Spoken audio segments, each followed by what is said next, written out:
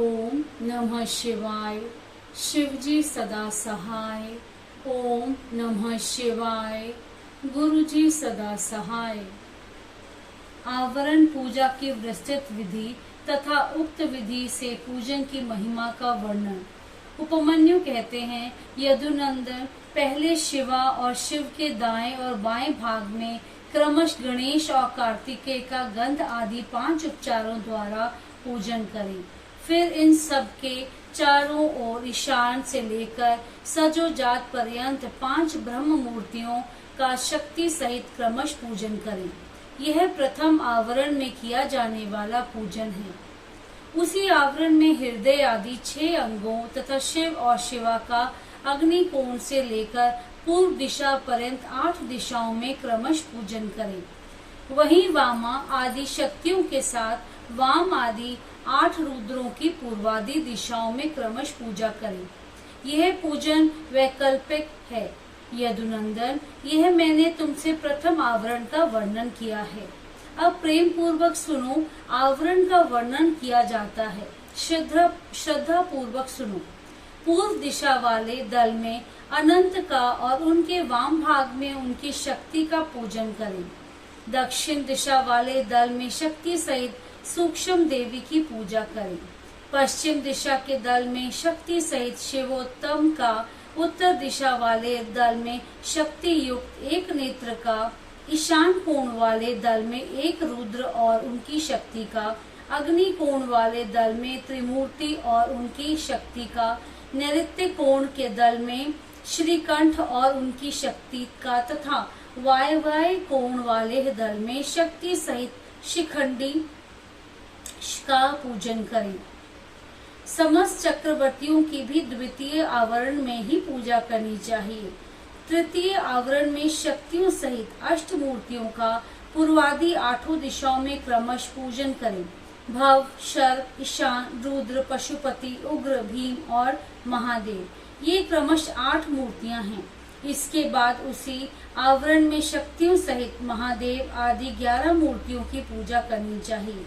महादेव, शिव, रुद्र, शंकर, नीलोहित, ईशान, विजय, भीम, देव, भवोदव तथा कपदर्शी, ये 11 मूर्तियां हैं। इनमें से जो प्रथम 8 मूर्तियां हैं, उनका अग्नि कोण वाले दल से लेकर पूर्वादिशी पर्यंत 8 दिशाओं में पूजन करना चाहिए।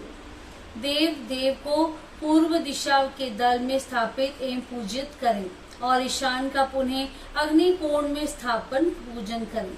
फिर इन दोनों के बीच में भवोदव की पूजा करें और उन्हीं के बाद कपालीश या कपदर्श का स्थापन पूजन करना चाहिए। उस तृतीय आवरण में फिर वृषभ राज का पूर्व में, नंदी का दक्षिण में, महाकाल का उत्तर में, शास्ता का अग्निकोण के दल में, मातृकाओं का दक्षिण दिशा के दल में, गणेश जी का नैऋत्य कोण के दल में, कार्तिकेय का पश्चिम दल में, ज्येष्ठा का वायव्य कोण के दल में, गौरी का उत्तर दल में, चंड का ईशान कोण में तथा शास्ता एवं नंदीश्वर के बीच में मुनीन्द्र वृषभ का यजन करें। महाकाल के उत्तर भाग में पिंगल का, शास्ता और मातृकाओं के बीच में भृंगीशर का, मातृकाओं तथा गणेश जी के बीच में वीरभद्र का, सकंद और गणेश के बीच में सरस्वती देवी का, ज्येष्ठा और कार्तिकेय के बीच में शिव चरणों की अर्चना करने वाली श्रीदेवी का, ज्येष्ठा और गणाम्बा के बीच में महामोटी की पूजा करें। गणाम्बा और चंड के बीच में दुर्गा देवी की पूजा करें। इसी आवरण में पुनः शिव के अनुचर वर्ग की पूजा करें। इस अनुचर वर्ग में रुद्रगण, प्रमथगण और भूतगण आते हैं। इन सबके विविध रूप हैं और ये सब के सब अपनी शक्तियों के साथ हैं।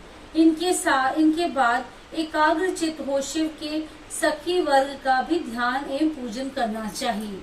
इस प्रकार द्वितीय आवरण के देवताओं का विस्तार पूर्वक पूजन हो जाने पर उसके भाग में चतुर्थ आवरण का चिंतन एवं पूजन करें। पूर्व दल में सूर्य का, दक्षिण दल में चतुर्मुख ब्रह्मा का, पश्चिम दल में रुद्र का और उत्तर दिशा के दल में भगवान विष्णु का पूजन करें। इन चारों देवताओं के भी पृथक पृथक आवरण हैं। इनके प्रथम आवरण में 6 अंगों तथा दीप्ता आदि शक्तियों की पूजा करनी चाहिए।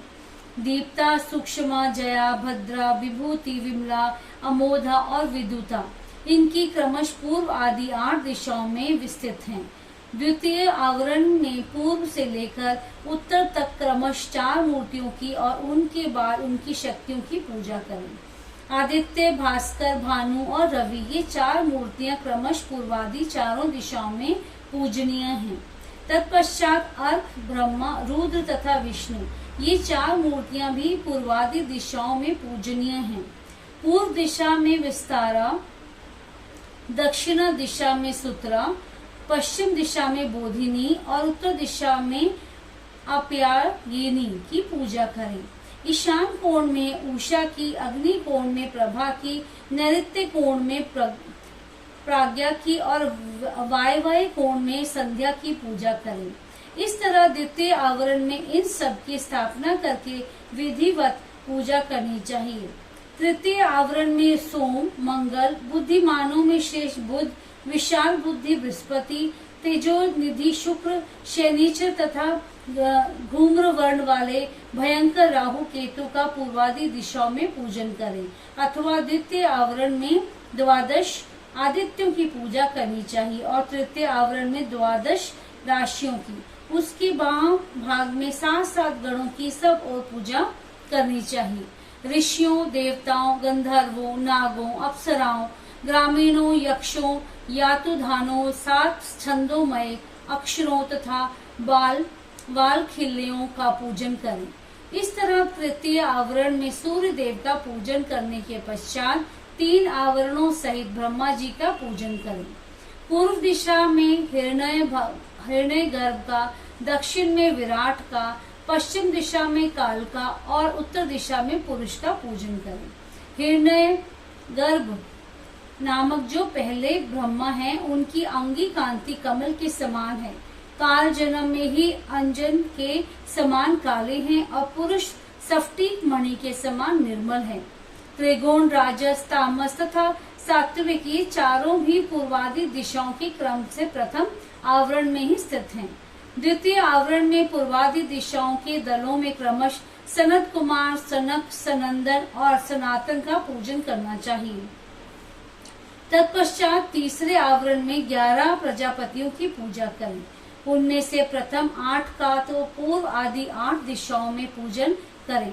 फिर शेष 3 का पूर्व आदि के क्रम से अर्थात पूर्व, दक्षिण एवं पश्चिम में स्थापन पूजन करें। दक्ष, रुचि, भृगु, मरीचि, अंगिरा, पुलस्त्य, पुलह, क्रतु, अत्रि, कश्यप और वशिष्ठ ये 11 विख्यात प्रजापति हैं। इनके साथ इनकी पत्नियों का भी क्रमश पूजन करना चाहिए।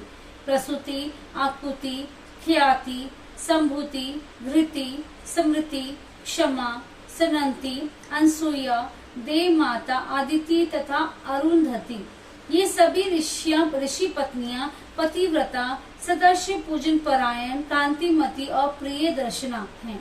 अथवा प्रथम आवरण में चारों वेदों का पूजन करें।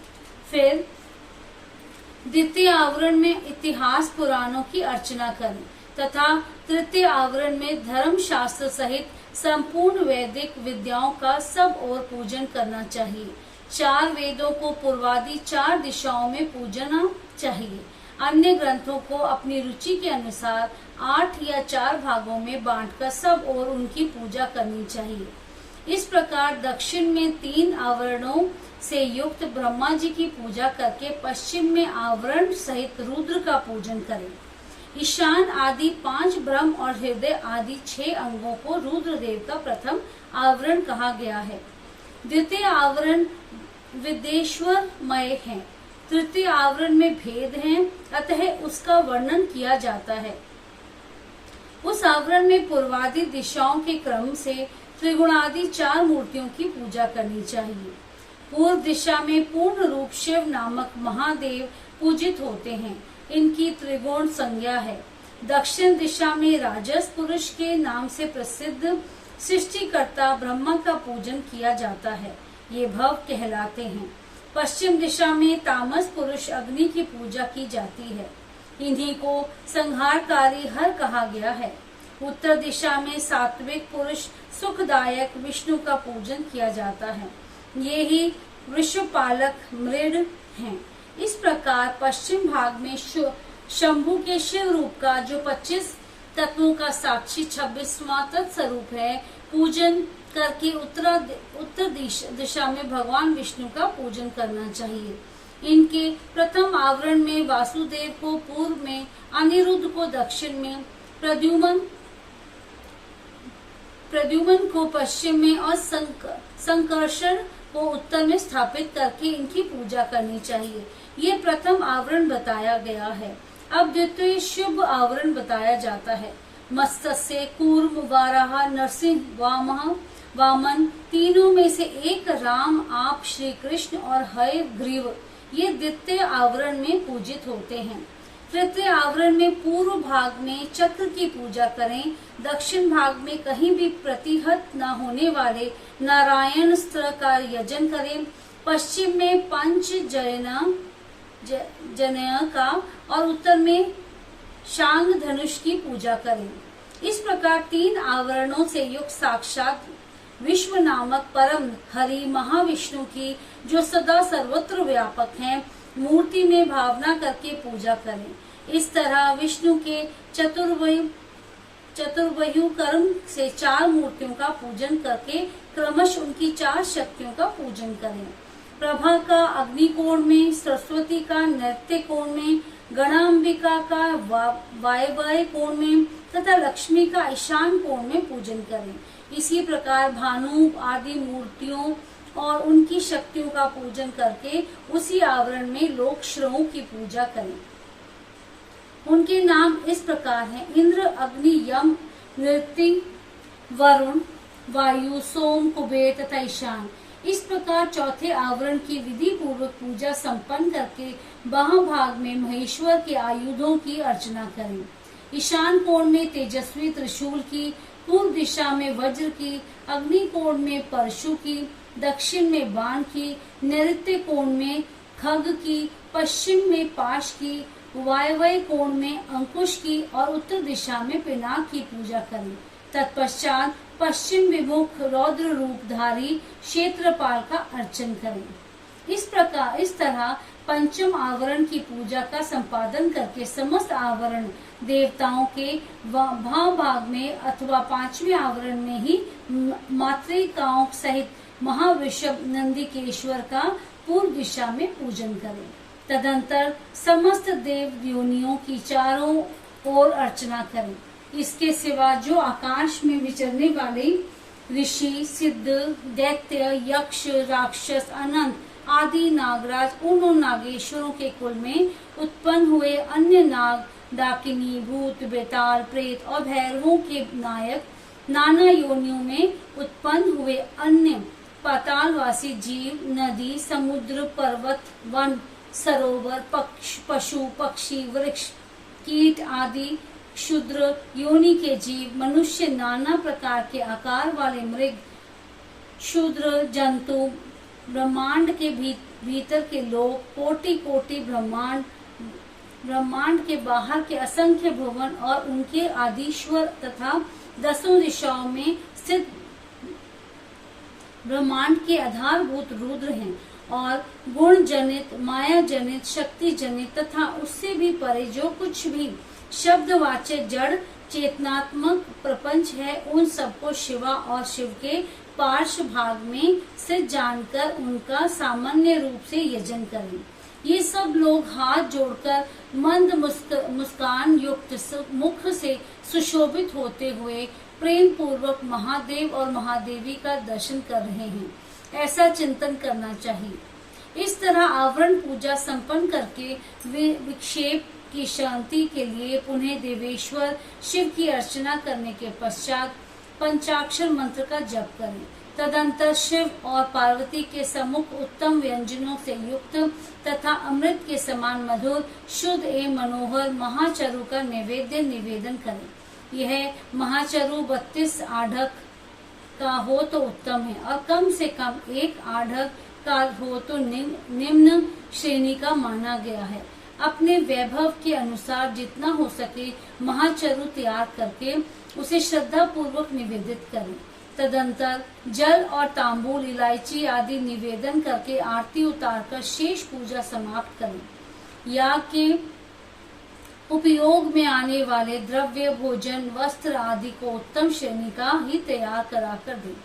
भक्तिमान पुरुष वैभव होते हुए धन व्यय करने में कंजूसी ना करें। जो शठ या कंजूस हैं और पूजा के प्रति उपेक्षा की भावना रखते हैं, वे यदि कृपणतावश कर्म को किसी अंग से हीन कर दें तो उसके वे काम्य कर्म सफल नहीं होते। ऐसा सत्पुरुषों का कथन है। इसीलिए मनुष्य यदि फल सिद्धि का इच्छुक हो तो उपेक्षा भाव को त्याग कर संपूर्ण अंगों से योग के काम्य कर्मों का संपादन करें। इस तरह पूजा समाप्त करके महादेव और महादेवी को प्रणाम करें। फिर भक्ति भाव से मन को एकाग्र करके स्तुति पाठ करें। स्तुति के पश्चात साधक उत्सुकता पूर्वक कम से कम 108 बार और संभव हो तो 1000 से अधिक बार पंचाक्षरी विद्या का जप करें। तत्पश्चात क्रमश विद्या और गुरु की पूजा करके अपने अभ्युदय और श्रद्धा के अनुसार यज्ञ मंडप के सदस्यों का भी पूजन करें। फिर आवरणों सहित देवेश्वर शिव का विसर्जन करके यज्ञ के उपकरणों सहित वे सारा मंडल गुरु को अथवा शिव चरणाश्रित भक्तों को दे दें अथवा उसे शिव के ही उद्देश्य से शिव के क्षेत्र में समर्पित कर दें अथवा समस्त आवरण देवताओं का यथोचित रीति से पूजन करके 7 प्रकार के होम द्रव्यों द्वारा शिवाग्नि में इष्ट देवता का यजन करें। यह तीनों लोकों में विख्यात योगेश्वर नामक योग है। इससे बढ़कर कोई योग त्रिभुवन में कहीं नहीं है। संसार में कोई ऐसी वस्तु नहीं जो इससे साध्य न हो। इस लोक में मिलने वाला कोई फल हो या परलोक में इसके द्वारा सब सुलभ है। यह इसका फल नहीं है, ऐसा कोई नियंत्रण नहीं किया जा सकता, क्योंकि संपूर्ण श्रेयोरूप साध्य का यह श्रेष्ठ साधन है। यह निश्चित रूप से कहा जा सकता है कि पुरुष जो कुछ फल चाहता है वह सब चिंतामणि के समान इससे प्राप्त हो सकता है। तथापि किसी शूद्र फल से उद्देश्य से इसका प्रयोग नहीं करना चाहिए, क्योंकि किसी महान से लघु फल की इच्छा रखने वाला पुरुष स्वयं लघुतर हो जाता है। महादेव जी के उद्देश्य से महान या अल्प जो भी कर्म किया जाए वह सब सिद्ध होता है। अतः उन्हीं के उद्देश्य से कर्म का प्रयोग करना चाहिए। शत्रु तथा मृत्यु पर विजय पाना आदि जो फल दूसरों से सिद्ध होने वाले नहीं हैं, उन्हें लौकिक या परलौकिक फलों के लिए विद्वान पुरुष इसका प्रयोग करें। महापात कोणों में, महान रोग से भय आदि में तथा दुर्भिक्ष आदि से यदि शांति करने की आवश्यकता हो तो इसी से शांति करें। अधिक बढ़कर बातें बनाने से क्या लाभ। इस योग को महेश्वर शिव ने शैवों के लिए बड़ी भारी आपत्ति का निवारण करने